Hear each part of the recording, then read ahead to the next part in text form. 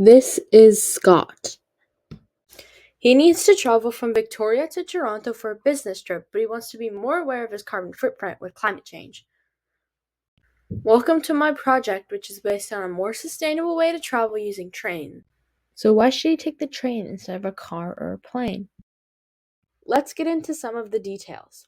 Trains are the best way to travel if we want to reach net zero, which means zero emissions. It uses 80% less energy than trucks per ton of freight carried and holds a 4-to-1 advantage over cars in terms of its emissions intensity. Rail only makes 4% of the global transport industry, and 70% of all goods in Canada are transported by rail. So rail is a big part of the economy. Let's look at two different ways Scott can get from Victoria to Toronto for a business trip that he has in 4 days. To get from Victoria to Toronto via train, he would have to drive to the ferry terminal, get on the ferry, drive to the train station, and then get on the train. It is much more of a hassle, but let's look at the amount of carbon he emits rather than taking a direct flight. The drive from Brentwood to the ferry terminal emits around 1,400 grams of CO2, which is around 14 kilograms. A full capacity ferry emits around 4,200 kilograms of CO2 from Victoria to Vancouver. If a ferry can hold 2,100 people, Scott himself would emit 2 kilograms of CO2. A train ride from Vancouver to Toronto emits around 0.02 metric tons of CO2, which is around 20 kilograms. In total, if Scott uses the car ferry train method, he would emit 36 kilograms of CO2. But let's look at another way to get there, by plane. The drive from Brentwood to the Victoria Airport emits around 11 kilograms of CO2. A flight from Victoria to Vancouver emits around 12 kilograms of carbon dioxide per passenger. The distance between Vancouver and Toronto is 3,360 kilometers. If a plane emits 115 grams of CO2 per passenger per kilometer, one passenger will emit 386 kilograms for this trip. So if Scott wanted to get from Victoria to Toronto by plane, his travels would emit 409 kilograms of CO2.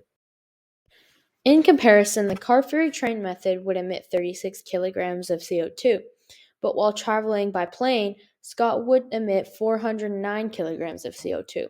So, by taking the plane, Scott uses 11 times more CO2 than he would by taking the train. But here are some advantages of using the train and some disadvantages.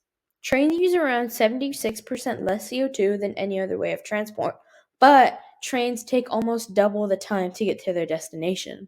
In conclusion, Scott should take the train since he has 4 days to get there, and if he wants to be more environmentally friendly. But if he needs to get somewhere fast, a plane might be a better option. First, I researched my topic. I wanted to do something about trains because I grew up living near the Pacific Coastliner, which is a train line in California. When we couldn't drive, we took the train, and so for my project, I wanted to do something about sustainable travel.